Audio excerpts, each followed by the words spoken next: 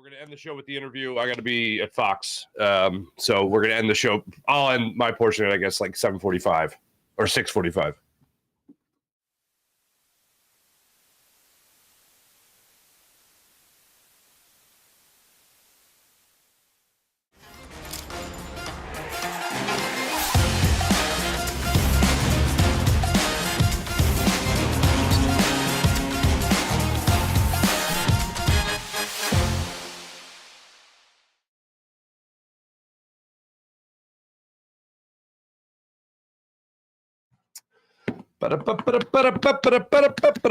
Welcome to the show, everybody. My name is Mark Farzy. This is the Farzy Show, presented by MyBookie, mybookie.ag. It is Cowboy weekend in the NFL, and as I said yesterday, Micah Parsons called this, probably the biggest game of the year for everybody. It's Eagles and Cowboys. And you know what? It certainly feels like that, especially after taking that loss to the San Francisco 49ers. I know, I'm sorry. I said I wouldn't bring it up again, but I have to bring it up again because it's just that important. Now we got the San Francisco 49ers, though, trying to coach up the the Dallas Cowboys. That's right. Nick Bosa is trying to coach up the Dallas Cowboys. We'll get to that. If you haven't seen that yet, that's bonkers. I got my 5 things that I'll most likely be paying attention to the most in this game, and quite frankly, the 5 things I'm going to be rooting for in this game. RJ Ochoa, bloggingtheboys.com, will be joining the show. He was on the Kay Adams program earlier in the day. And then he ended his day by talking to me last night. So I assume his day got worse. But always great catching up with RJ. Yeah, he gets his little quips in there about the Cowboys, and we'll have our funsies with him. But all in all, I enjoyed that conversation, and hopefully you will too. We'll end the program with that today. But I can't help but feel this surge of excitement in the Eagles taking on the Cowboys this weekend in prime time. This is on the NFL slate. Every year, one of the biggest games of the season. And one of the things that really jumps out to me about this game, first and foremost, is the quarterback matchup. Dak Prescott and Jalen Hurts. Dak Prescott comes into this game over a 6-game span of throwing 20 touchdowns and just 2 interceptions. He is 5-1 over that span, over those 6 games. That one loss, of course, is the Week 9 L that he took in South Philadelphia at the hands of the Eagles, 28-23. In that game, Dak Prescott came up just short of the end zone when trying to get a 2-point conversion, and he threw the ball just short of the end zone for an attempt. I said yesterday it was Ferguson. It was not. It was Schoonmaker. That's the guy. Schoonmaker. That's the guy. It was short of the just short of the goal line. That would have been a huge touchdown there for the Dallas Cowboys. And unfortunately, just like the Dallas Cowboys in the postseason, it's a perfect, microcosm, metaphor for the rest of the season for them, where they come up just short after playing a phenomenal majority of the game, I guess, including a 10-point lead at halftime. But the Eagles were able to come back and just do what they normally do in that game, which is come back and take control of the game. And despite the ending of that game where both teams seemed like they wanted the other team to win, the Eagles were still able to come out on top. But Dak Prescott, this is a ginormous game for him. It's a ginormous game for Jalen Hurts. I told you how hot Dak Prescott was and how hot he has been going into this game. Jalen Hurts has not been far off. Now, last week, obviously a bit of an exception. But over the last 6 games, so the same span that Dak Prescott has been red hot, Jalen Hurts has thrown for 10 touchdowns. It should be 12 touchdowns. He has rushed for another 7 touchdowns, so 19 touchdowns in total. And he has only thrown 3 interceptions over that 6-game span. And he, too, is 5-1 over that span. Going into Dallas is a very tall order for the Eagles. The Eagles have not been able to sweep the Dallas Cowboys in a season series in over a decade. So this is going to be something that is, I believe, going to come down to the wire. I don't think this is going to be another amazing example of the Dallas Cowboys showing why they are the best point differential team in the NFL with a 168-point differential. And the Eagles are, I believe, 4th in the league right now with just 64, a measly 64. But this is going to be a game between the quarterbacks where they have a lot riding on it when it comes to reputation around the league. Dak Prescott right now, not the favorite to win the MVP award. Jalen Hurts is still the favorite to win the MVP award. But when you break it down to, you go under the microscope of Eagles, Cowboys, I can't remember a time in recent history where it came down to the quarterbacks being as hot as these two quarterbacks are going into this game. And reputation-wise around the league, can Dak Prescott and the Dallas Cowboys beat another winning team? Can they beat an elite team? They weren't able to handle the business there against the 49ers. They haven't been able to handle the business against any other winning team other than the Seattle Seahawks, who were just one game over 500 before they kicked off against them a week ago Thursday. A lot is riding on this. Dak Prescott, Jalen Hurts, both front runners right now for the MVP award. Jalen Hurts still has that edge as the favorite. But a lot of conversation starting up right now about Dak Prescott. I heard the conversation yesterday. Dan Orlovsky was having that conversation on ESPN. And I got to say, if you break it down to just these two players, who is more deserving of the MVP award, Dak or Jalen? I think it's I don't even know how it is a debate. I don't know how it's a debate. And they talked about it for 15 minutes. It's Jalen Hurts. If you're asking me who is the MVP of either team, it is Jalen Hurts. Jalen Hurts does a hell of a lot more to make this offense go for the Philadelphia Eagles than Dak Prescott. And Dak Prescott, hey, all the power to him. He is having a phenomenal season. But when you can't beat those upper echelon teams right now, it is not even a debate that Jalen Hurts should be getting more consideration and is getting more consideration than Dak Prescott. The thing that annoys me is I think that's clear to many people, but the fact that Dak Prescott, yes, he is playing phenomenally well. But as a Dallas Cowboys quarterback, oh, baby, how much would the NFL love to say to the Dallas Cowboys quarterback, in this case, Dak Prescott, you the MVP. Congratulations. Oh, headlines galore. I always tell you, people, when it comes to the Cowboys, they have the piping hot takes. They have the extreme ends of the spectrum. Love them or hate them. There's no in between with the Dallas Cowboys. So if they do anything, positive or negative, everybody cares about it. They either love it or they hate it. Very simple thing. So they would love to have Dak Prescott thrown into the conversation here. Now, it's not like he hasn't earned some consideration, but if you're debating between the two, who has earned it more, I'll take the guy that accounts for a hell of a lot of this team's rushing offense and enough of the rushing offense where people can still say, well, they do run the ball. I mean, look at the numbers. They run. Look at the attempts. I'm not talking about the quarterback running the ball, but he is good enough at doing it where they can rely on it. The tush push. How many? I said, 7 rushing touchdowns in the last 6 weeks? That's pretty damn good. 5-1 again in that record. That's pretty damn good. In that span, that's pretty damn good as well. The guy just does more for his team. Simple as that. CeeDee Lamb has been their consistent target. CeeDee Lamb obviously went up with 191 yards against the Eagles in that Week 9 matchup. He just teed off on Eli Ricks and Sidney Brown, and for a brief moment, James Bradbury. And then Darius Slay was the only guy to have any semblance of success against him. CeeDee Lamb's done a hell of a lot for that offense as well. If you have a quarterback getting MVP consideration and a wide receiver who has been as dominant this year as CeeDee Lamb, I'm gonna go ahead and say it's got a lot to do with your receiver on that. At least you got two here in Philadelphia. Brandon Cooks is starting to emerge a little bit there with the Dallas Cowboys, but it's still the CeeDee Lamb show above all else. Tony Pollard, been a disappointment this year. Their offensive line, bit of a disappointment this year.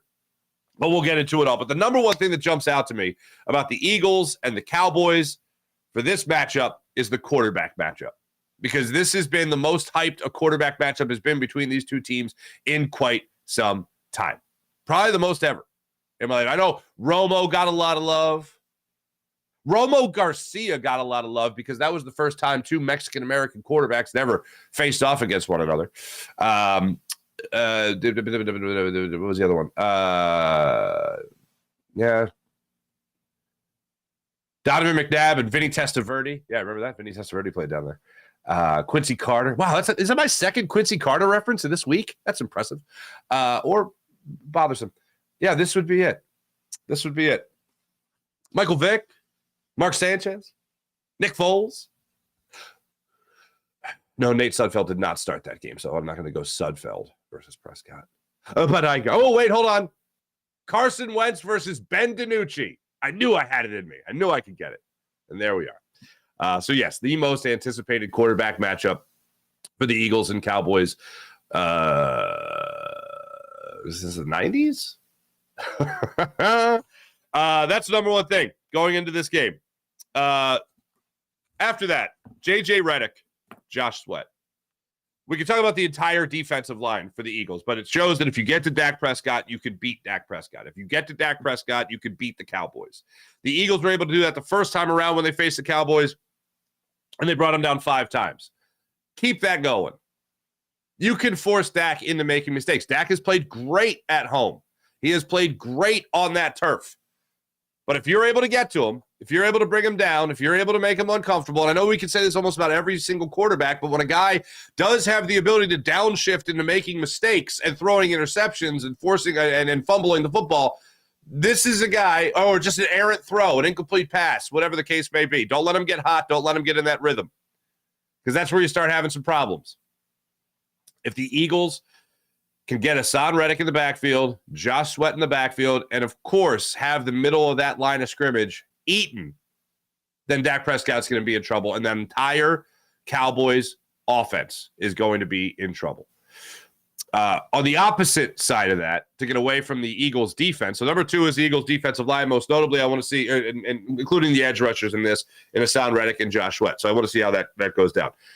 The other part of this is, again, going back to Jalen Hurts and the secondary for the Dallas Cowboys, because it is pretty nuts to see the numbers that they have allowed this season with that secondary, because they are pretty good.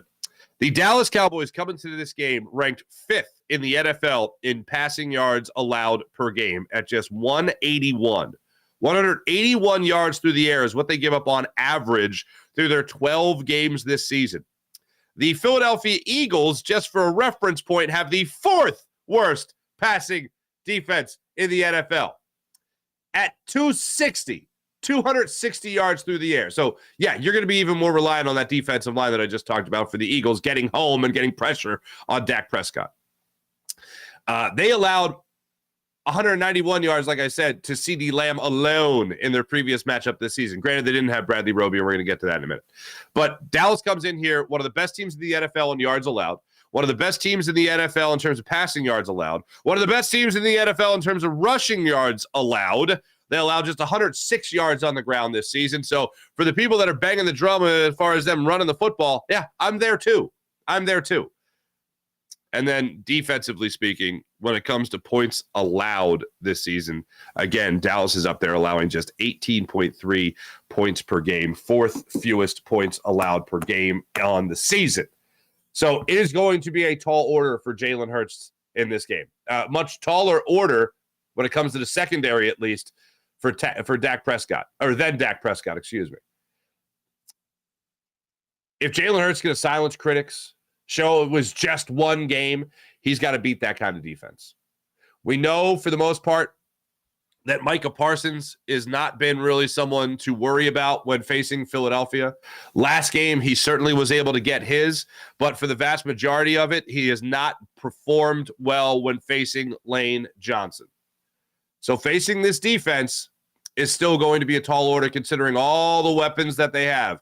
Micah Parsons obviously being the number 1 culprit, and then Deron Bland, who got beat like a drum last Thursday night a week ago against the Seattle Seahawks, to the point where DK Metcalf could just do anything he wanted, especially in that first half. Second half, Deron Bland came up with a clutch interception. Geno Smith just underthrew that football, and Deron Bland made enough of a play on it to turn the tides of that game and help shift momentum back to the Cowboys. That type of play is lying in waiting, and Jalen Hurts has to be aware of it and be ready to go.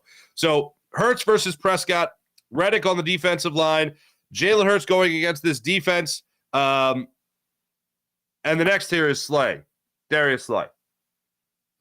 It's not lost on me that the first time you played the Cowboys this season, it's not lost on me that the Eagles basically had no answer for CeeDee Lamb. And it's not lost on me that Bradley Roby was not up and playing in that game. That's where you saw Eli Ricks. And Eli Ricks gave you a little bit of confidence with the way he played Tyreek Hill just a couple of weeks earlier. Then he goes up against CeeDee Lamb, toast. Sidney Brown trying to play in the slot on CeeDee Lamb, toast. Darius Slay was the only guy to have success, even a little bit, against CeeDee Lamb. And I'll shout it from the rooftops. He is the only player that should be on CeeDee Lamb in this matchup. You want to give him different looks? No thanks. Just Slay, You go stay with 88. Just go wherever he goes, you go. James Bradbury's coming off a really good game. Surprisingly, when as bad as the defense got torched, he wasn't one of them. Slay's going to have to be a guy who's going to have to get after it against CeeDee Lamb. You're going to have to contain him. And that'll help out. And look, the pass rush will get help from the pass defense, and the pass defense will help out the pass rush. So it all comes together. The secondary, the defensive line, they'll all help each other. So that goes without saying. That's a common thing in football. I need to see it in this game. And Darius Slay is, I think, the biggest piece of that puzzle. The biggest piece of that pie is how he's going to be traveling, hopefully traveling, with CeeDee Lamb in this game. I touched on it earlier, but I'm going to get to it again here. Lane Johnson versus Micah Parsons. Micah Parsons was able to come up with a sack and a half in their Week 9 matchup. But that was really about kind of a lot closer than that. He had 3 quarterback hits in that game in total. He got credited for a sack and a half. He was able to help out on 9 total tackles. He had 5 solo tackles in that game. He had 1 tackle for loss. That's not the type of game that Lane Johnson normally has against Micah Parsons. As I said earlier, last time they met, it was more of the Micah Parsons show than it ever has been. But for the majority of the game, Lane Johnson was winning his battles. And that's kind of the unfortunate thing about an offensive lineman. You get beat for 1 sack, not that Lane did in that game. But if you get beat, you right away look like you have a bad game. The vast majority of the plays, Lane Johnson was out there doing his thing, just like he was doing his thing last week against Nick Bosa. This has to be another shining example of that. So late on Micah Parsons, as usual, is going to be something I'm looking at. By the way, we have Jason Kelsey in a second here talking about how much he loves his boy Lane Johnson, and it's great. We'll get to it. And then the number one thing, and I know I just referenced their rush defense is good. They only allow 106 yards, which is actually middle of the road in the NFL. It's not terrible, but it's certainly not great. And the Eagles, oh my goodness, their run game has been terrible. But over the last 3 weeks, they've given up over 130 yards on the ground, when previous to that, they only allowed 1 100-yard game.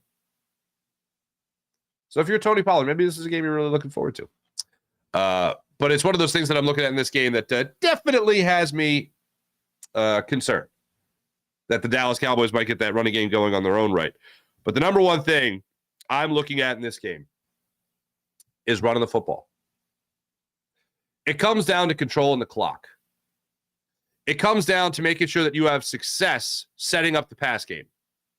And the last time these Eagles faced these Dallas Cowboys, wouldn't you know it, the Dallas Cowboys on average allow 108 rush yards per game. The Philadelphia Eagles had 109 rush yards in that game in Week 9.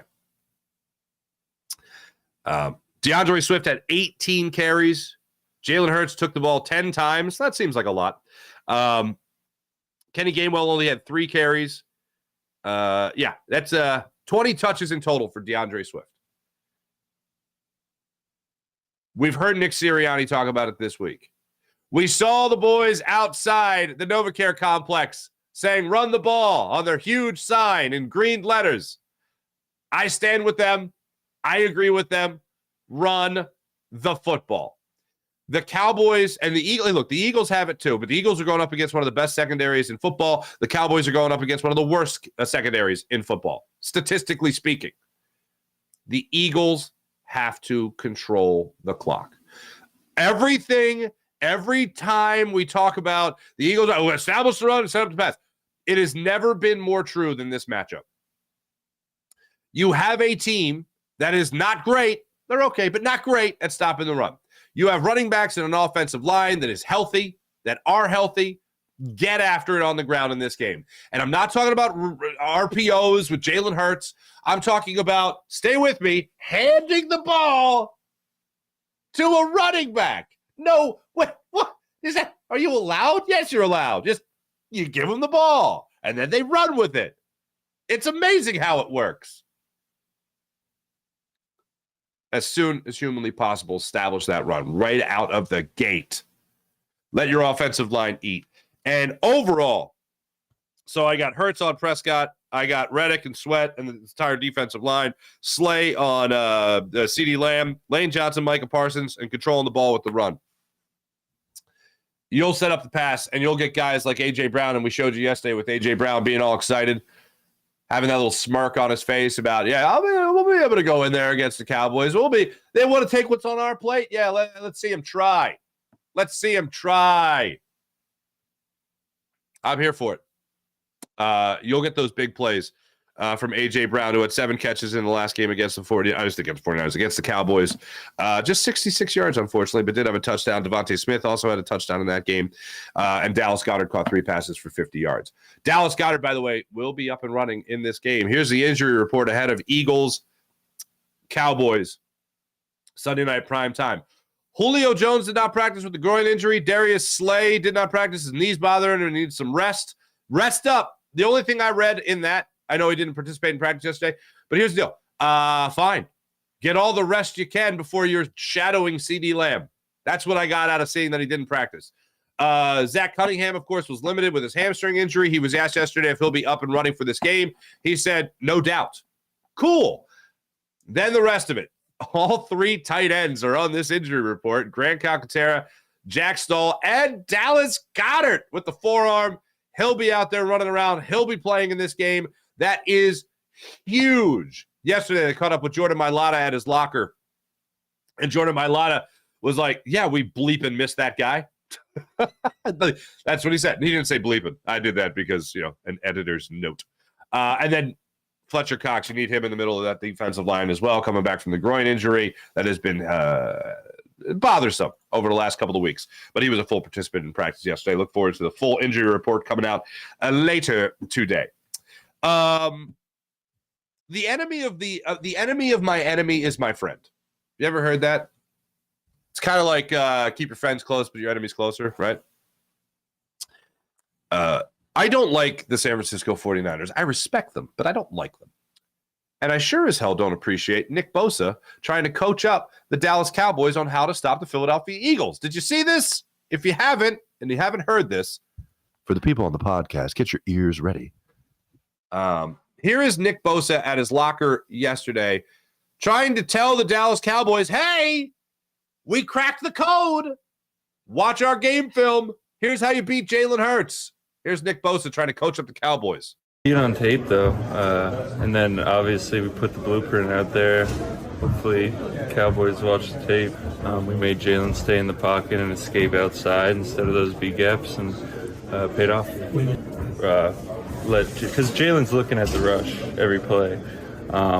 So, yeah, you just have to be disciplined and not give him that quick escape route where he could get to his guys quick, and it paid off. Yeah, I was the first time I heard it. The first time I heard that, I was listening to it on my phone, and I went, "Did he just say that Jalen's just looking to run?" And he did not. So if you misheard it, like I did the first time around, I was saying he's always looking at the run, the rush more specifically, because that would have really, really pissed me off. But now it's just collusion. It's collusion. Nick Bosa is waving basic, what do we call it?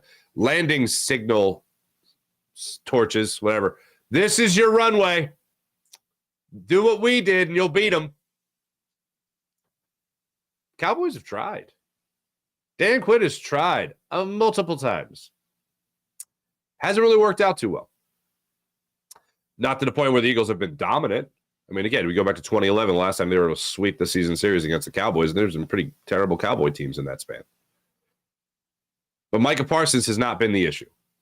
The Dallas pass rush has not been the issue. The last time they faced off against each other, they didn't get 3 sacks. Micah Parsons got, like I said, a sack and a half out of that. One of his better games against the Eagles.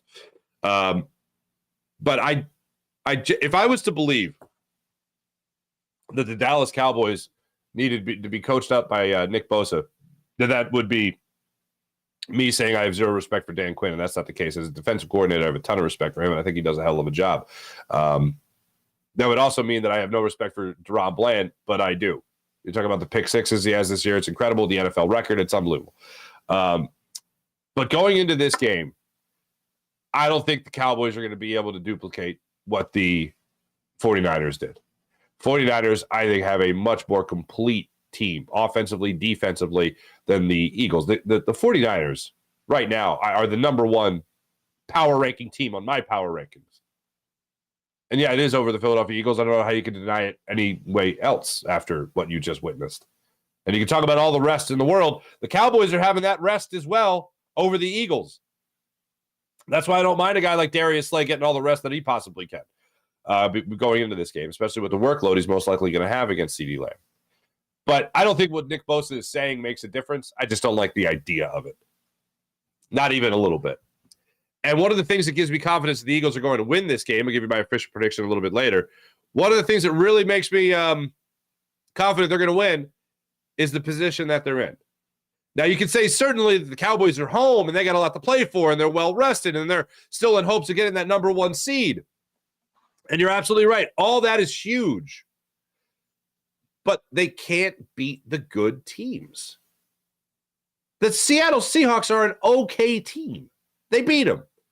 The Philadelphia Eagles are a good to elite team. More on elite. I know they always battle it out. I know the Cowboys could have very well taken game one, but they didn't. Because they cowboyed. It's as simple as that. The Eagles in this game have this desire, this need, and this motivation to reestablish themselves as an upper echelon team. When you get beat and embarrassed the way you did 42-19 to a team that had been gunning for you since the NFC Championship game, the rest of the league sees that. Nick Bosa certainly knows it, and he wants the rest of the league to help the 49ers out so the 49ers can take advantage of a potential Eagles loss or two and take over the official number one spot in the NFC. The Eagles got to get back on track. And that's a common phrase after a loss, but I don't think it's been ever more meaningful and hold more weight than right now. The Eagles absolutely need to get back on track and reestablish themselves as an elite team, as the elite team in the NFC. They're not going to truly do that unless they beat the 49ers again in the playoffs or they just make it back to a Super Bowl. And even then, if they don't face the 49ers, people will still doubt it across the nation. Well, they're just lucky they didn't face the 49ers. Yeah, sure. But sometimes luck really helps being good. And sometimes good really helps being lucky. Called capitalizing on opportunities. This is going to be a game where the Eagles have to reestablish themselves as that elite team. And to beat the Cowboys in a semi-comfortable way where you're in control of the game, that would really help reassert yourselves as a elite team. The elite team in the NFC as well as the NFL. Looking at the Cowboys' schedule, by the way, the rest of the way, I know they got the Bills on there. They got to travel. They got to travel to Buffalo. Still on the season. They have a lot of work they still have to do, but winning against the Eagles would certainly be a step in the right direction for them. Looking at the remaining schedule, they have the Eagles here, obviously. Then they have the Bills. Then they go on the road at the Dolphins. So they're at Buffalo, at Miami. Then they host the Lions on Monday night, and then they visit the Commanders. That's how they end their season. The Bills, by the way, they're up against the Chiefs this weekend. 4:25 kickoff in Kansas City. I don't think it's crazy to think the Bills are going to win that game, especially with the way Patrick Mahomes and that offense has looked recently. A little shaky. But yeah, there's still two tough games after this Eagles game. Really three if you include the Lions as well. And then the Eagles have the Seahawks, and then they got the Giants twice and the Cardinals. If you haven't seen it, those teams suck. Seattle, not so much. But the other teams, Giants, suck. Cardinals, they too suck. So there you go. And Jonathan Gannon, the Jonathan Gannon revenge game. It's out there. It could happen. Anyway, one last thing I want to play for you guys here. This is from Jason Kelsey before we get to the chat check. We're going to end the show with our interview from RJ Ochoa coming up in a minute. But Jason Kelsey yesterday spoke about his teammate. Now, there's two cuts I could play for you. I'm just going to play you one. Chances are you've probably seen the NFL Network's clip of Jason Kelsey in the offensive lineman room talking about Lane Johnson being the Walter Payton Man of the Year nominee for the Philadelphia Eagles. And it's very emotional. And I love I love emotional people, and I love people that are good at football too. And Jason Kelce is both those things. And he's getting emotional talking about Lane Johnson and how hard he's worked to come back from his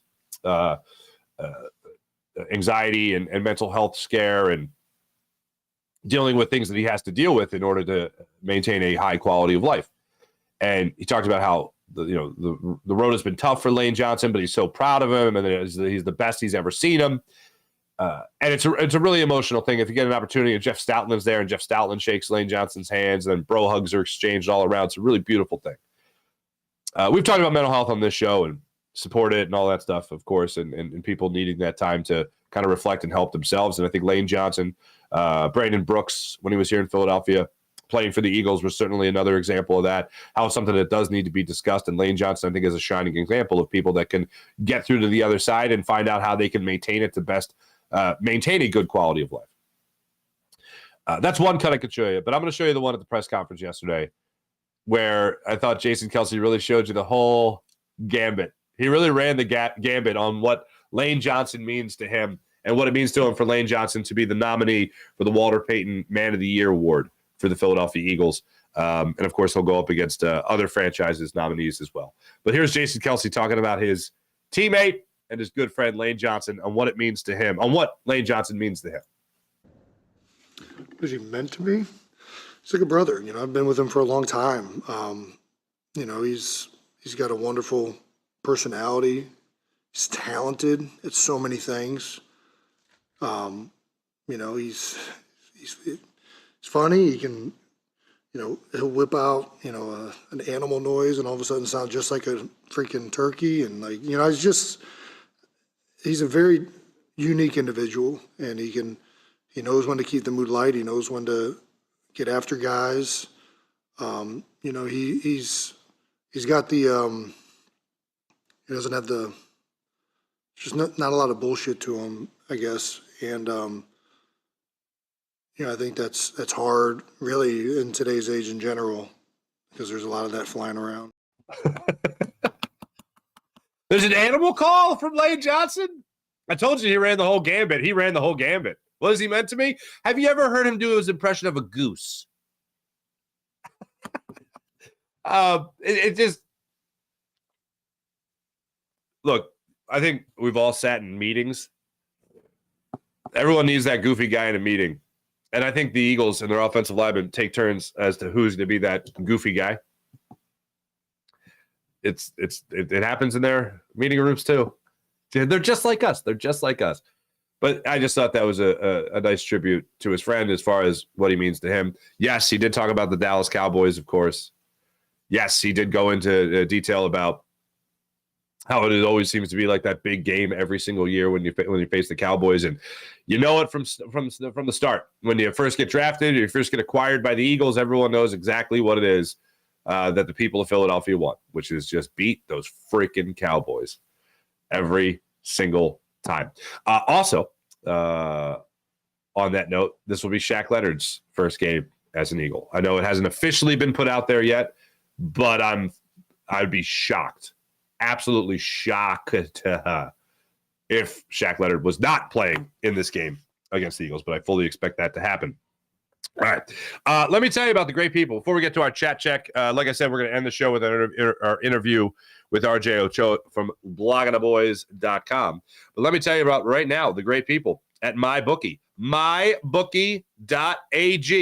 Download the MyBookie app to your phone right now and have yourself a good time and win yourself some money. You like sports? You like football? Like basketball? A little in-season tournament action? Huh? Check out mybookie.ag and all the great games they have for you to bet on. And use promo code Farzy when you sign up at mybookie.ag. Promo code Farzy for up to $1,000 redeemable cash bonus. Don't know that much about sports? No problem. Maybe you're more into politics. Hey, maybe you're more just into good old-fashioned television.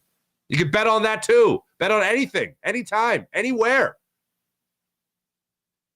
with the MyBookie app. Use promo code Farzy once again for up to $1,000 redeemable cash bonus at mybookie.ag. That's mybookie.ag. How about the amazing people at the Game Time app? let's face it. We've all had those last-minute ticket ideas. Holidays are here, ladies and gentlemen. Happy Hanukkah to our Jewish brothers and sisters out there. Happy birthday, or happy Hanukkah. Happy birthday, what the fuck? Happy Hanukkah, right? You got gifts. There's some tickets. Game Time app, last-minute tickets, events, games, concerts, comedy shows, Game Time app. And when you download the Game Time app to your phone and you create an account, punch in beep, bop, promo code Farzy. That's promo code Farzy for $20 off your first purchase. You're welcome. Enjoy the Game Time app. Download it to your phone. They got the last minute ticket sales. They got regular ticket sales as well. If you're actually one of those people that plan ahead, not moi. They have deals on tickets right up to the start of the event, even an after it starts. I saw someone got 60% off their ticket just before the game began. That's pretty damn good. You can also preview your seat. They have zone deals where you can pick the section, and Game Time app picks the seats for big time savings. Also, find exclusive flash deals, sponsored deals on tickets for football, baseball, basketball, concerts, comedy, theater, and so much more. What could be more? I don't know, but they got it. Download the Game Time app to your phone. Again, download it to your phone. Create an account. Use promo code Farzy for $20 off your first purchase. That's $20 off your first purchase. Terms apply. Again, create an account, redeem it, redeem the code with Farzy, F-A-R-Z-Y, for $20 off. Download the Game Time app to your phone right now. Last minute tickets, lowest price, guaranteed. Not too shabby. Not too shabby. Also, thanks to our friends at Sky Motorcars, SkyMotorcars.com, and PHL Sports Station, Philadelphia Sports Station, enhancing your Philadelphia sports fan experience across all social media and blogs. That's PHLSportsStation.com. Yeah. All right, let's get into the chat check and see how you wonderful people are doing this fine. We're going to start it off on the Farzy Show page. Sean Kilrain, what's going on? Bring on the Cowboys. We're ready to give Phillies, give it a beatdown. Let's do it, Farzy. Oh, hey, I'm with you. Sean Kilrain, good morning. April, Eagles defense needs to make the tackles this week. They get that right. It'll be an easy win. Ooh, April. I like it. I like it a lot. Wait a minute. Sean Kilrain saw a Sims simulated game, won in overtime, 28-24, Farzy. I most humbly apologize. But are the Sims still a thing? Are the Sims still a thing? All right. I don't know why blood pressure could take that close to game, says April. Sean Kilrain. I see Reddick and Sweat bringing it up front. The secondary has to somewhat come to life. I saw Ringo on oh my God, I forgot he existed. Keely Ringo. DT, what's up, DT? Lori and Howie are turning the Eagles into an AI version of the Bills who went to the Super Bowl 4 times and lost. They are truly discounting coach experience and intuition and feel for the game. Interesting. Want young coaches who they can control. You know, I forget who I was just talking about. It was Sills. I was talking about this with Dan Cilio on his show about, like, what is it that Nick Sirianni does here? I call it, hit the Bobs. What is it you say you do here? Really? I'm a people person. I have people skills. I can don't act like you don't see Nick Sirianni totally being a jump to conclusions guy. You know what I'm saying? Yeah, I think that's part of it. I think, and I just saw Spadero say recently, and you can put it to Spuds, what's he going to say kind of thing, works for the team, that whole thing. But apparently Sirianni is a lot more involved in the offense. And that just seems, John McMullen has said the same thing. It's not just, hey, Brian Johnson, call the plays, and that's it. I'll just handle the fourth down decisions. No, it's not it at all. He's doing things beyond that. So that's why I talk about the quad of blame when it comes to Jeffrey Lurie, pass. That's what he always wants to do. Nick Sirianni, Brian Johnson, and also Jalen Hurts, who can change things at the line of scrimmage. It's a quad, baby. It's a quad. We're going streaking. Sorry, I couldn't help myself. Red Cowboys are trying to help the regular Cowboys. April, it's a Cowboy contingent is what it is. Cowboy collusion. Red and regular. Mihai, congratulations to Lane Johnson. Respect for Jason Kelsey and Brandon Brooks. Damn right. April, there are definitely some onions being chopped in that video. Definitely. The one with Kelsey tearing up, yeah. Great accomplishment for Lane. Kelsey speaks volumes, 100%.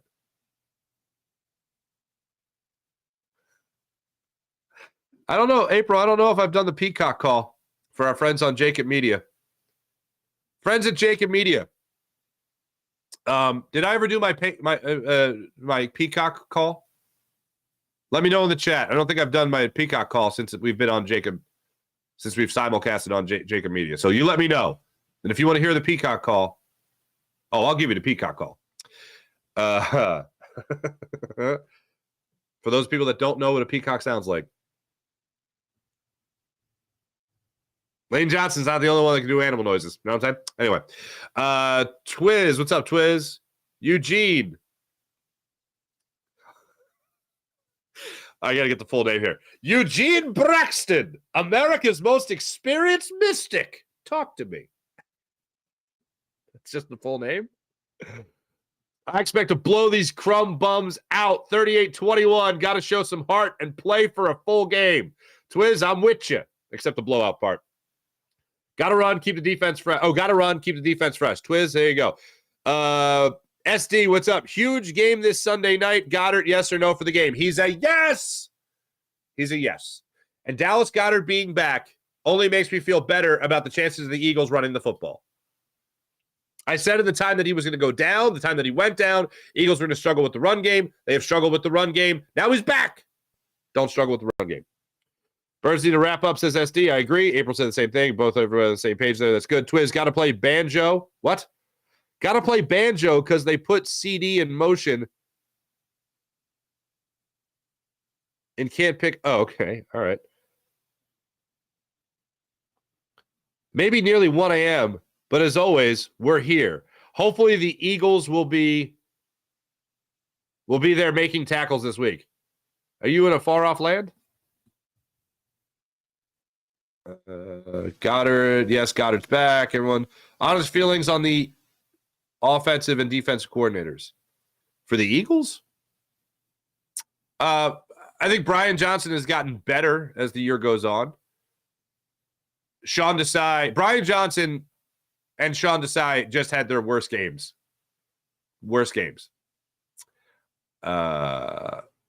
Everything came back to hurt them.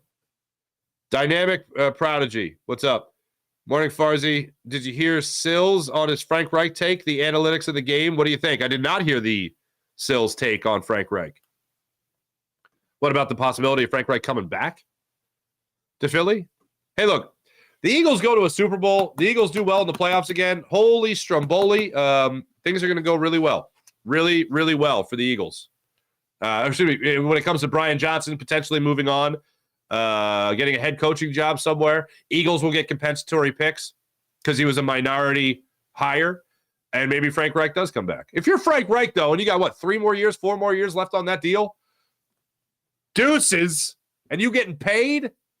I'll be in a villa in Italy for like a couple years.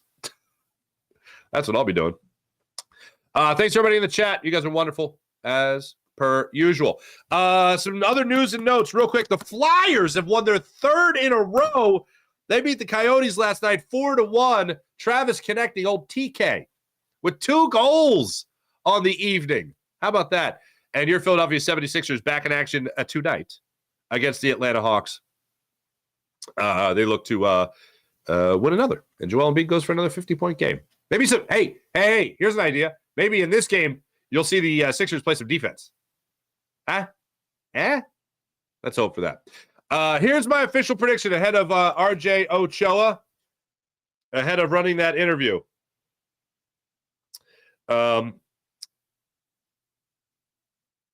My score. We'll have this as a high-scoring affair. Last I looked, the Philadelphia Eagles are 3.5-point underdogs. 3.5-point underdog. They're the best record in football, back-to-back games. They're underdogs, including an underdog game at home. And while there should have been even bigger underdogs. Now they're on the road against the Dallas Cowboys with a 3.5-point underdogs. With the 3 points you normally get for being at home, that's like being a 6.5-point underdog. I'd love to see the Eagles reestablish, and I think the Eagles will reestablish their basking in the role of underdog. This would be the game to do it. A lot of attention on this game. As we know, Sunday night, prime time. I feel the Eagles are going to establish that run early. I think Dallas Goedert is the biggest reason for that. Him being back in the lineup, biggest reason for that. The Dallas Cowboys being able to have such an explosive offense, another huge reason for that. So for me, I look at this game. I see the Eagles establishing that run. I see them playing very well in the pass. I see Jalen Hurts having one of his best games of the season, and I see the Eagles winning this game 34-27. How do they put up that many points? I'll tell you how they put up that many points. They run the football. They set up the pass with the run. DeAndre Swift has a big run in this game. I think Jalen Hurts has a big run in this game. I think they are able to throw the ball down the field to both Devontae Smith and to A.J. Brown. And they reestablish themselves as a force to be reckoned with. And the Cowboys reestablish themselves as a team that cannot beat the good teams in the NFL.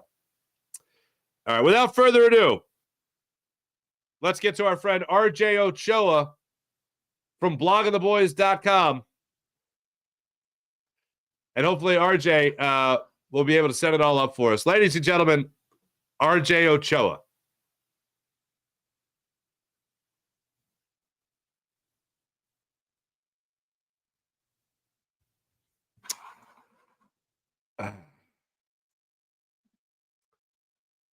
Let me see if I can just run this, John. I think PJ had to step away for a second. Welcome to Behind the Scenes, ladies and gentlemen. Let's see what I got here. I think I can do this. I have faith. Not a lot of faith, but some faith. Let's see if this works. And joining us right now, the Rock guest line from Blogging the Boys. Always nice to talk with RJ Ochoa. RJ, how are you, friend? I'm doing very well, my friend. Always good to see you. Always a tenuous time this particular week. The one of two occasions. It's fun. It's interesting, and it's rather dicey. Yeah, it is an interesting thing. The Eagles are coming off this kind of run right now after losing to the 49ers, where it's like, oh, they for real. It's one of those things. And I feel like, and I say this with zero sympathy, obviously, as a Philadelphian, but it's kind of like the Cowboys this year where they have beat the brakes off bad or okay teams now with the Seattle Seahawks win. And people are like, well, are they for real with a plus 68 point differential on the season? So how are the Cowboys at plus 68 but not being able to beat those upper echelon teams, so to speak? Plus 168. You're shortchanging them a seam out there. Yeah. Oh, my goodness. Plus 168. Excuse me. Yes, yeah. I mean, it all obviously started with the 40-0 win against the Giants in week 1. And I think that was the kind of like, well, turns out the Giants may have been a big old pile of crap last year. Although I know one team who has really stood tall over a divisional playoff win over that team from a year ago, but not here to point fingers. But anyway, people have look, the Cardinals lost, the Cowboys sustained their first one of the season. It was super embarrassing. And not just that they lost, but they got run over. The Cardinals had, I think, over 200 rushing yards in the first half alone. That was the first, like, hey, Joshua Dobbs is a thing game. But losing to the Niners, allowing them to score 42 points is obviously not an indication that a team is trash. I think you would attest to that very recently. And the Cowboys barely lost in Philadelphia. I know they lost, and I hope you got everything you wanted out of that game. You should. But I mean, they have, outside of this most recent game against Seattle, they've only really gone 10 rounds, I would say, one time, and it was on Monday Night Football against the Chargers. It was a much lower scoring affair than last Thursday night against Seattle, but it was a game that nevertheless went the distance, was a one-possession contest, et cetera, et cetera. Other than that, Dak Prescott's been wearing a baseball cap in the fourth quarter. Like, they have just been putting this thing away. Thanksgiving was a little tight until it just blew up at the very end. They are defending home field. They are, whatever you want to call the opponents they've been playing, handling business, which is why it was kind of nice last week to see them push to their limits and ultimately survive. Certainly. So let's talk about, you mentioned how well they played at home. 14 straight home wins going into this game. 4 straight home wins where they've scored 40-plus points in those games. That's an NFL record. That ties an NFL record, if I'm not mistaken. What has worked for so well for them at home? Look, I love the Cowboys, and obviously Cowboys fans put food on my table, but it's not, this isn't Kansas City. It's not Seattle. It's not like the most rabid sports, fan base in the world in terms of the crowd, right? There's obviously a million Cowboys fans everywhere you look. Sure. But so Is it just sleeping in your own bed? Is it the turf? Is it, the glare of AT&T Stadium that bothers everybody else? They finally developed immunity. It is very strange. They have, in my lifetime, never really been a prominent team at home. Like, obviously they've had success, but it has never been this big of a thing. What I would attribute it to, and I know this is not a cool thing in, kind of NFL circles, is Mike McCarthy. This is something he did very well at Lambeau Field. And back then you could say, well, it's the weather and the grass, and not everybody's accustomed to the, holy cathedral that Lambeau Field is with regards to professional football. But Mike McCarthy has turned them into that team that defends home turf, that beats division rivals for the most part, and that beats the crap out of bad teams. And I think that's the mark of a really good team as well. Is Mike McCarthy going to be out there on Sunday night? Surgery is a serious matter no matter what. How is he doing, and is he going to be out there on Sunday? He appears to be on track to return from the appendicitis. I had my appendix removed when I was a teenager, so I can speak from personal experience here, obviously, although mine ruptured. A bit more dire straits than McCarthy was in, it seems. And yeah, kind of funny that it happened this week, obviously, such a tense rivalry with so much on the line with regards to the game. But he certainly seems on track to be there. Thankfully, each coordinator has been able to handle practice to this point in the week.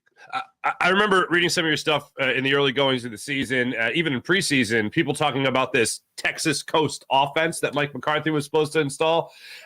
Look, again, we go back to that 168-point differential. Holy Lord, it at least seems like it's working. I know it's working for Deron Bland defensively, which is weird. But offensively speaking, how is it working for Dak Prescott and the rest of the Cowboys? They really beat up on teams early in the season, so it's not like the point differential prowess came after the bye.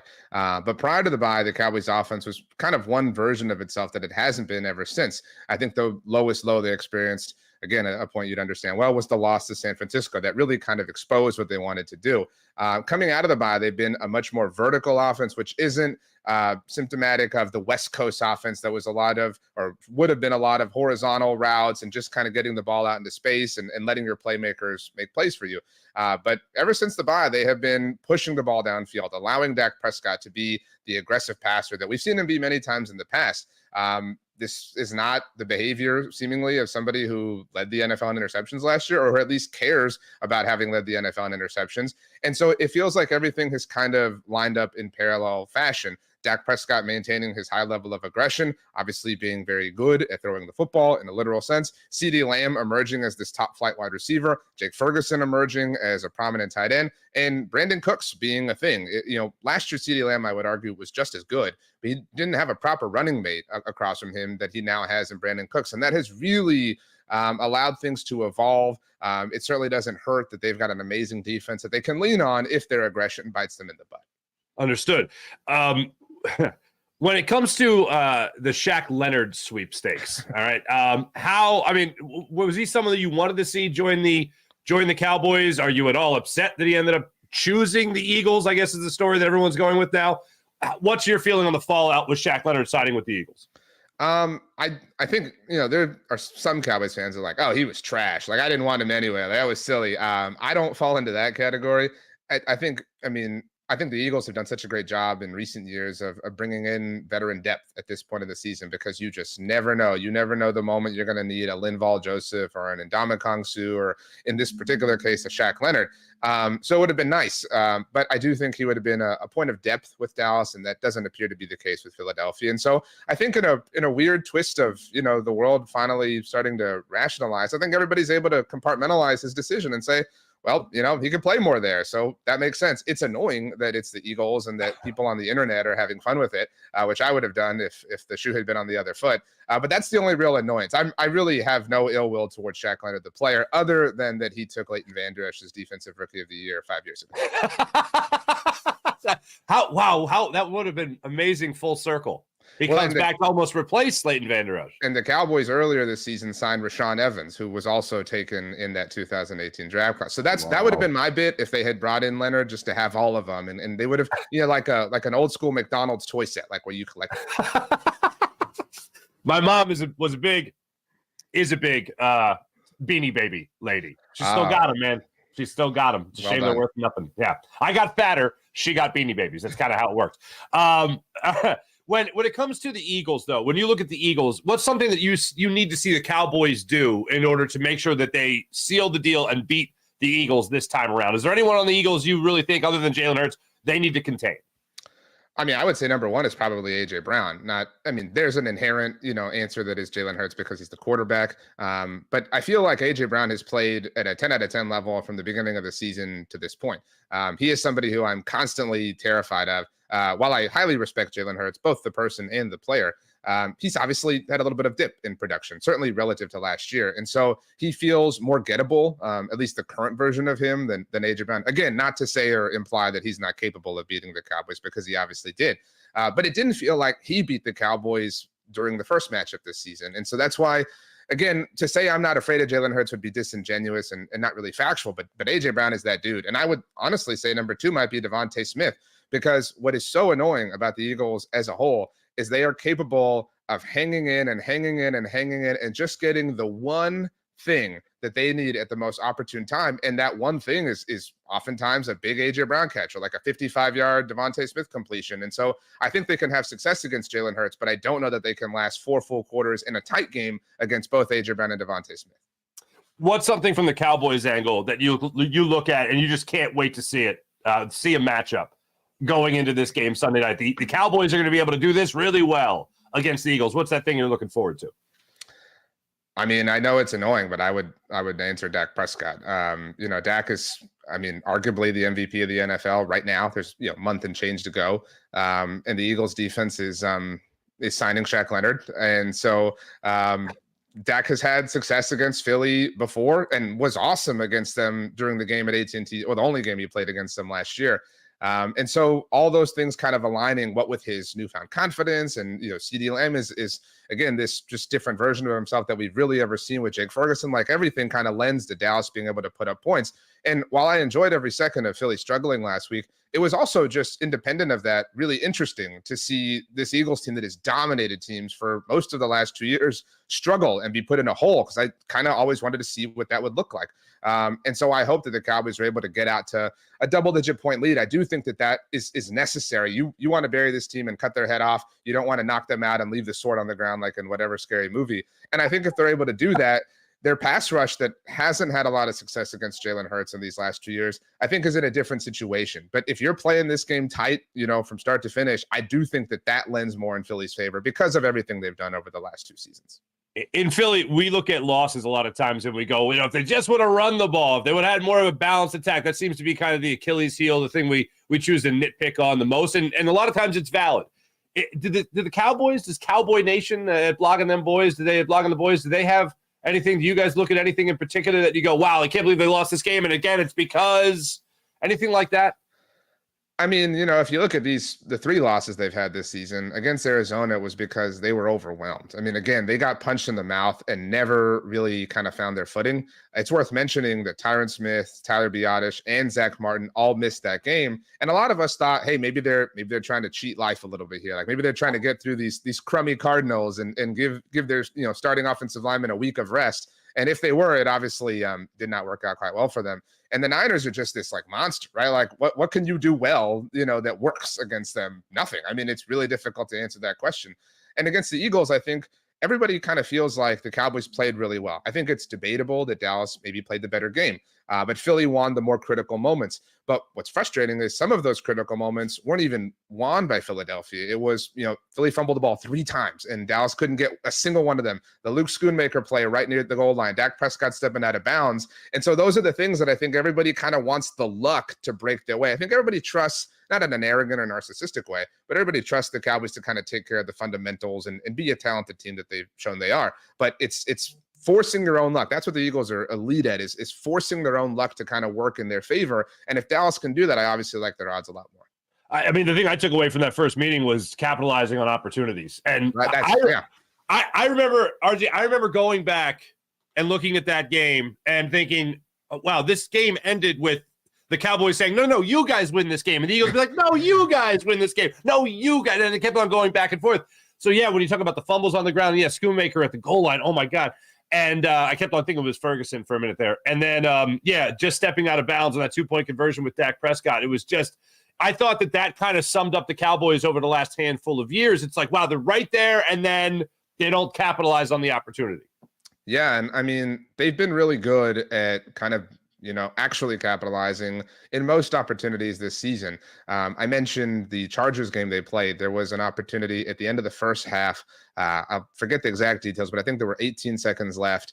And the Cowboys were on like the 19-yard line, and Mike McCarthy just decided to kick a field goal in a game where points were tight, and it was like, dude, what are you doing? Like, this is ridiculous. I mean, you got 3 chances at the end zone here, and so we really killed Mike for that. But ever since then, they are trying to vanquish everything in their path, and I mean, they've done a pretty solid job of it. And again, you could argue they almost did that against the Eagles if not for the opportunities, and some of those opportunities are out of your control. You can't control the way a football bounces, when it's fumbled or whatever the case may be, but you can control stepping out of bounds. You can control running into the end zone on 4th down. And so those are the things that I think if the Cowboys are able to tidy those up, they're a different team than what happened, obviously, between these two last time they met in Philadelphia. All right. If the Cowboys, I'm going to ask you this in order that ends with me being happy, but if the Cowboys are going to win this game, the Cowboys have done what successfully the most to win this game? I think that they've buried the Eagles early and not let up. And bury is contextual, right? Like lead by 10, Philly narrows it to a 3-point game, go back and just keep it at, keep Philly at distance. Because again, I am not comfortable with this being a 1-possession game, because at any moment in time, Philly can put together that 12-play, 8-minute, drive that is enough to kind of end it. And then you're in a position where you're highly vulnerable and you're trying to be perfect. And again, I think that's what Philly does so well. But if you're able to kind of little brother keep them at bay and they're just swinging and trying to, get at you with all they have, I think that Dallas wins. And that's why, most people are a proponent for deferring if they win the coin toss. In my perfect world scenario, if I'm allowed to be perfect, win the coin toss, take the ball, go up 7, and just keep your foot on the gas. Don't ever let them have a chance in this game, because the moment they do, things are probably looking south for you.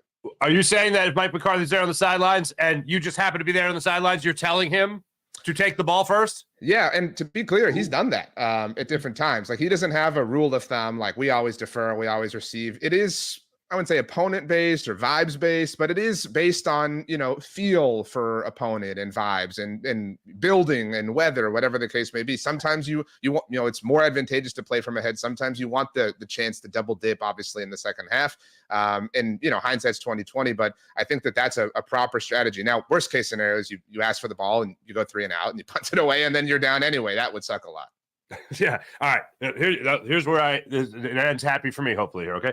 Other than, you just mentioned the 12-play, 8-minute drive and all that thing. If the Eagles win this game, it's because they've done what? And don't say Dak throws 5 interceptions. I don't like that one. I like the one where the Eagles earn it. So what do the Eagles do to win this game? I think it's if Jalen Hurts, not that he's played poorly. Again, that's not my point, but kind of plays like the elite version of himself that we've seen. And that goes without saying. But I mean, the Eagles have been in all these games while getting average performance from him. I mean, so if you get kind of stellar performance from him, I certainly think that, Deron Bland got picked on over and over and over again by Geno Smith last week. And I don't say that as a huge insult, because Geno played really well in that game. And Jalen Hurts is, again, we're talking a really small sample size here. I know everybody wants to throw out the 2021 matchup that they had in Dallas early in the season. But in the very few amount of games, Jalen Hurts has not been a victim to Micah Parsons in the Cowboys pass rush because of how mobile he is. And so if whatever, ailment he's dealing with isn't a problem, if he's able to have success through the air and on the ground, I mean, it all obviously starts and ends with the quarterback. But I would also offer, you mentioned not answering Dak Prescott throwing a bunch of picks, but Terrence Steele was a huge problem when the Cowboys lost in Philadelphia. That was one area where Dallas got beat over and over and over again. And while Dak has had success on the run and out of the pocket, I mean, if you're in his face all day long, that obviously, makes even, the potential league MVP have a more difficult day at work than not. Certainly. All right. When the dust settles, friend, when everything's said and done, what are you leaning towards as the final score for this game? I thought last year that Dallas would win the game at AT&T kind of because that's who they are, right? Like, they've always been a team that's handled Philly, obviously haven't lost to them in their building in several years now. And so it just kind of felt like things would be status quo. I feel the same, but in a different way this time. I feel right now the Cowboys are a slightly better team. I think if they played 100 times, they might win 56 of them or 58 of them, something like that. They have a 14-game winning streak going on at home. I mean, all these things that you mentioned. So I kind of trust that, and that's why this isn't a prove it game for Dallas in my mind. It's more of a justify game. Like go, and Philly, as you know, controls their own destiny even if they lose. But go make them squirm. Go make them really uncomfortable for the final month of the season. Breathe down their neck a little bit and make them earn the division title. Don't just give it to them. So I think it's a closer game, but maybe with a put away score that makes it look not so much. Maybe something like 37-27. But again, that final touchdown coming near the end, and Jalen Hurts gets 14 seconds to try to go, make up 10 points, which is obviously impossible. Right. He needs a whole half to do that. Right. Usually. He needs a whole half. RJ, thank you so much, man. Always great catching up. Make sure you guys are reading everything. To look at Behind Enemy Lines there on Blogging the Boys. Make sure you check that out with our friend RJ Ochoa. And RJ, hey, regardless of our differences in our football teams here, happy holidays to you. Merry Christmas, my friend. Likewise, health, wealth, and happiness, but pure and unadulterated sports misery to you. RJ Ochoa joining us right here on the Ruffin Orthopedics guest line. You're the man. That was awesome. Oh, dude,